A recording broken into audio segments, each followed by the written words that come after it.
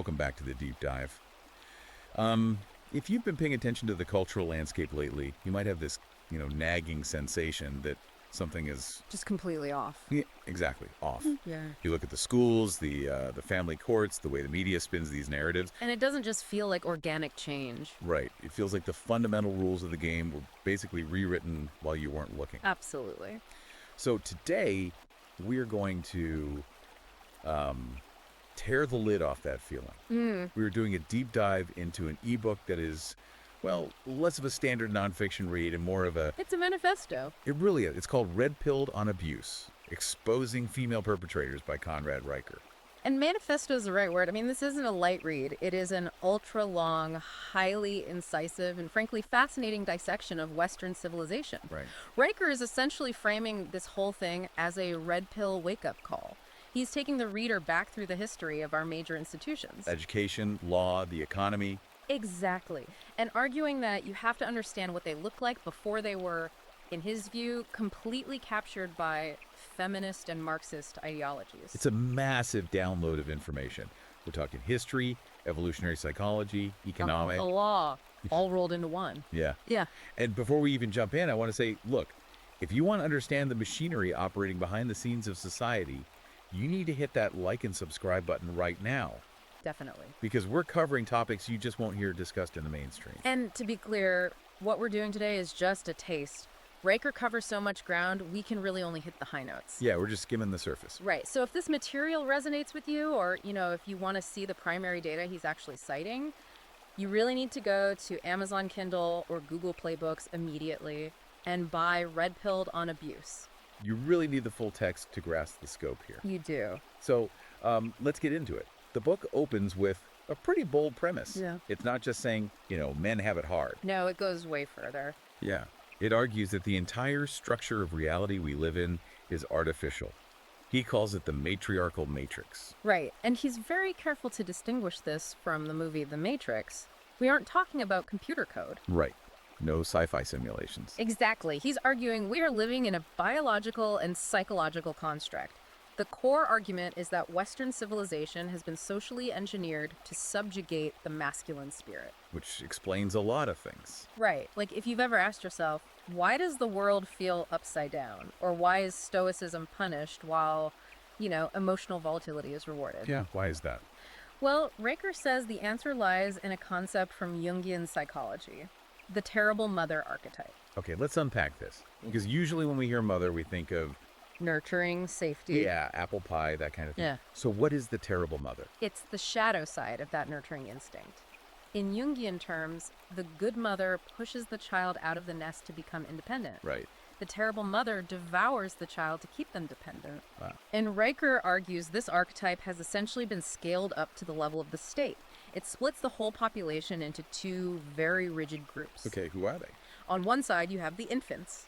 These are people who require absolute safety, who demand collectivism, and who basically need the state to manage their lives. And on the other side? The predators. But here's the twist. Okay.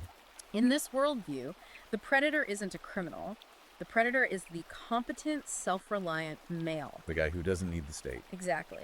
The book argues that the terrible mother state views male competence as an existential threat because it breaks that cycle of dependency. So the system is designed to punish them. Punish, tax, and silence these quote-unquote predators to protect the eternal infants. That is a pretty dark image. This idea that the state effectively wants to keep everyone in diapers. Yeah, it is. But how is this actually enforced? Because, we don't see government agents walking around explicitly telling men to stop being competent.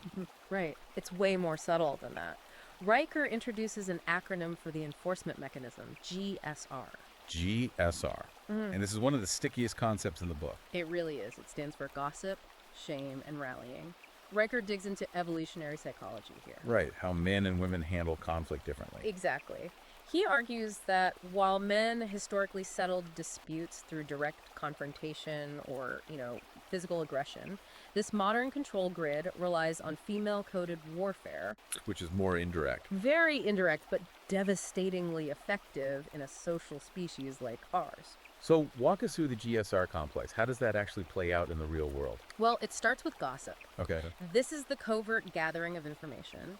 the whisper network, like who said what, who holds a problematic opinion. It's about building a dossier on someone without them even knowing it. And then, Once the target is identified, you move to shame. and this is where we see all the labeling, right? Precisely. Riker points out that in this system, noncompliance isn't met with a logical counterargument. Right, they don't debate you. No, it's met with a moral judgment. You don't hear, you're wrong because of this fact. You hear, that's toxic masculinity, or that's creepy, or check your privilege. So the goal isn't to win a debate. Not at all. The goal is to frame the man's behavior as a moral failing that totally excludes him from polite society. Wow. And then the R rallying. That's the kill shot. Yeah. Once the gossip is verified and the shame label is applied, the hive mind is mobilized. Riker basically describes this as industrialized cancel culture. A weaponized swarm. Exactly. You rally the community to destroy the person's reputation, their livelihood, their social standing. The book also ties this into what he calls the weaponization of empathy, which I found fascinating because, we're conditioned to think empathy is always a virtue. Always a good thing, right? Yeah.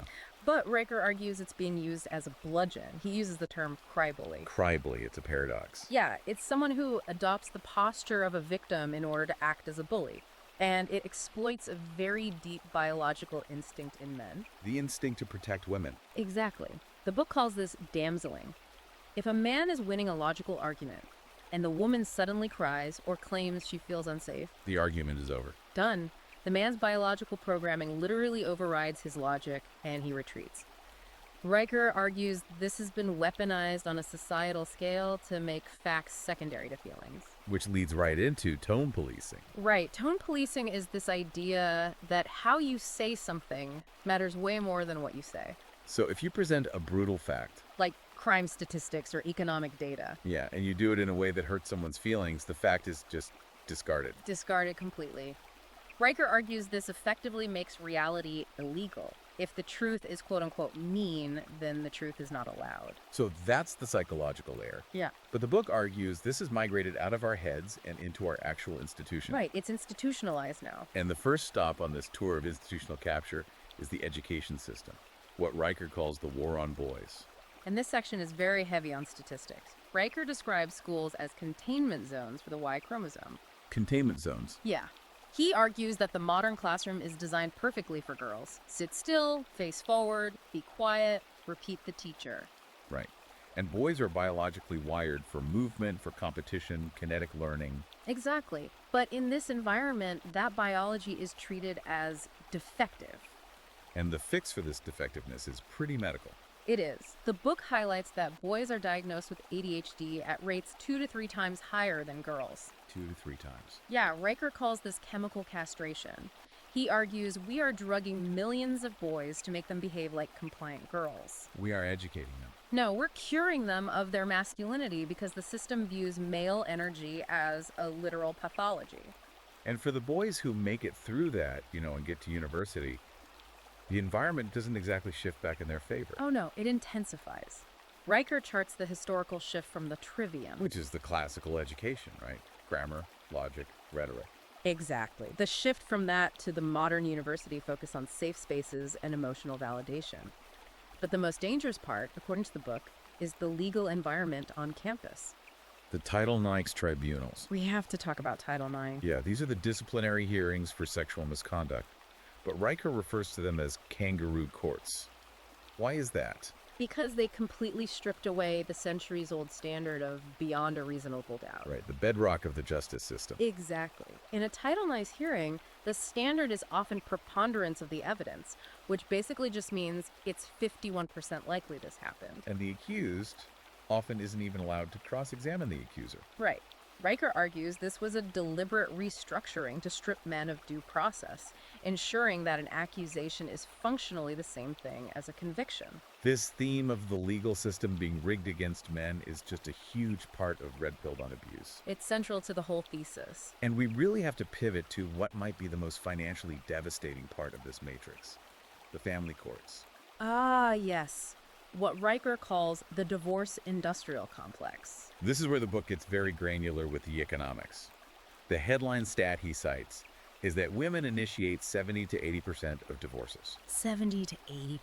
Right, but to explain why that is, Riker introduces Briffault's law. Yeah, Briffault's law. I've heard of this. It's from biology, right? Correct. Robert Briffault was a surgeon and anthropologist. His law states basically that the female dictates the terms of the relationship because she bears the biological cost of reproduction. Okay. So if the female derives no benefit from association with the male, the association ends. And Riker applies this to the modern state. He does. He argues the state has stepped in to act as the surrogate husband. The surrogate husband. That is a powerful metaphor. It really is. It means the woman no longer needs the individual man for provision or protection. She has the state for that. Right. Through the family court system, she can extract the man's resources: alimony, child support, assets. Without having to tolerate the man himself.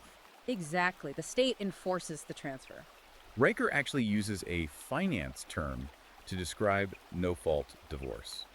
He calls it a call option on a man's life. Yeah, that's brilliant. Can you break that down for the listeners who aren't, day trading? Sure. So in finance, a call option gives you the right to control an asset with the ability to cash out at a certain price whenever you want. Okay. Riker argues that modern marriage is essentially a contract where the woman holds a call option on the man's future labor. Wow. She can choose to stay in the marriage, or she can choose to exercise her option, divorce him for no reason, thanks to no-fault laws, and cash out half his assets plus his future earnings. It turns marriage into a massive financial liability for men. Because the exit clause is entirely unilateral. And God forbid the police get involved in a domestic dispute. Yeah. The book spends a lot of time breaking down the Duluth model. Yes. This is absolutely critical to understand. What is it? The Duluth model is the framework used by police departments across the U.S. and elsewhere to determine who to arrest in a domestic violence call. And it is explicitly built on a Marxist power dynamic framework. It posits that domestic violence is inherently patriarchal. It's a tool men use to control women. Okay, but how does that apply if, say, the woman is the one hitting the man? That's the catch. The model instructs police to identify the primary aggressor, but the training often defines the aggressor as the person with the institutional power. And since the model assumes men hold the structural power. The man is almost always identified as the aggressor, by default. So Riker argues this leads to situations where a man can call the police because he's actively being attacked. And when the cops show up, he gets arrested. Because the framework sees him as the oppressor no matter what the actual evidence is. Exactly. It seems like every institution Riker examines, the schools, the courts, the police, they all operate on this exact same oppressor-oppressed logic. Which brings us to the economic bottom line of all this, the net negative taxpayer. Right. This is the macro view of the whole system. Riker claims that when you break down tax revenue by gender, men are the vast majority of net positive taxpayers. Meaning they pay more into the system than they take out. Right. And women, as a demographic group, are net negative, meaning they consume more in state services, welfare, and benefits than they actually pay in taxes. So he's framing the entire government as a massive wealth transfer scheme. Exactly. He argues the state is basically a machine that confiscates wealth from men to fund the terrible mother system. The very system that renders those same men obsolete in the home. It's a closed loop of extraction. It really is. Now, we've covered the law and the money, but red-pilled on abuse goes even deeper. It gets into the biology. Yeah. There was one section that really blew my mind, the pill paradox. Yes, the pill paradox. This is where the red pill meets hard science. Walk us through what he says there. So Riker discusses research on hormonal birth control. The theory is that the pill mimics pregnancy hormones in the body. Right. And when a woman is on the pill, her biological preference for a mate actually shifts. She tends to prefer men with more beta traits. Beta traits, like softer features, more cooperative, just less dominant. Essentially safe providers. So she meets a nice guy, falls in love, and marries him while she's on the pill. Right. But then they decide they want to have kids. So she stops taking the pill. Her natural hormonal cycle returns. Exactly. And suddenly, her biological attraction signals flip entirely. She finds herself viscerally turned off by the safe husband she married. Wow. And she starts craving high testosterone, dominant alpha traits. Riker argues this biological bait and switch is a massive unspoken driver of the divorce epidemic and infidelity. That is wild. And that connects directly to the broader civilizational warning in the book, doesn't it? It does. Riker compares our current trajectory to the collapse of Sparta. He uses the term oliganthropia. Oliganthropia, what does that mean? It literally means a shortage of men. Riker notes that in the late stages of the Spartan Empire, the women actually ended up controlling the vast majority of the land and wealth.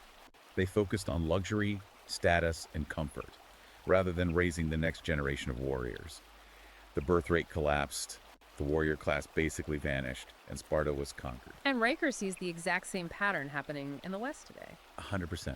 He also brings up arcade selection theory to explain it. This is an evolutionary biology concept, right? But he applies it to parenting. Yes. So in nature, case selection is the strategy of having very few offspring but investing heavily in them. Think wolves or elephants. You prepare them to survive a harsh world. Right. On the flip side, rice selection is the strategy of having tons of offspring and investing very little. Think rabbits or fish. You just rely on the environment to provide. And how does that tie into society?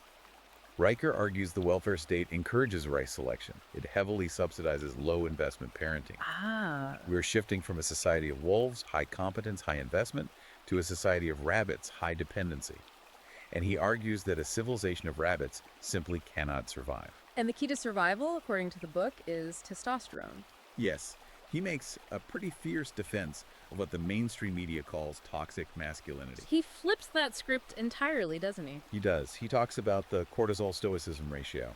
He argues that the exact traits we are currently trying to medicate out of boys, Aggression, risk-taking, stoicism, the drive to dominate. Yeah. He says those traits are actually the immune system of civilization. they're what built the world. Exactly. These are the traits that build skyscrapers, fight wars, maintain order. Riker says that toxic masculinity is just a slur for the very energy that keeps the lights on. Suppressing it isn't progress. No, it's suicide. So, we have the diagnosis. We're living in a matriarchal matrix. Policing is rigged by the Duluth model. Marriage is a financial trap. And our biology is being hijacked. It is a lot to take in. But Riker doesn't just leave us in the pit. He actually offers a path out, what he calls reclaiming sovereignty. Yes, and the solution starts in the mind. The first step is intellectual self-defense. Riker points us back to the trivium. That classical education we lost, how does he suggest men use that today? Well, it's about dismantling the manipulation we talked about earlier. First is grammar. Which means defining your terms. Exactly. When someone says, we need equity, don't just nod along. Ask them, do you mean equality of opportunity or forced equality of outcome? You stop the manipulation right at the definition level. Right. Second is logic. Use syllogisms to expose fallacies. If A equals B and B equals C, then A must equal C. He wants men to become rigorous logicians to cut through all the emotional noise. And third is rhetoric. Yes, the art of persuasion.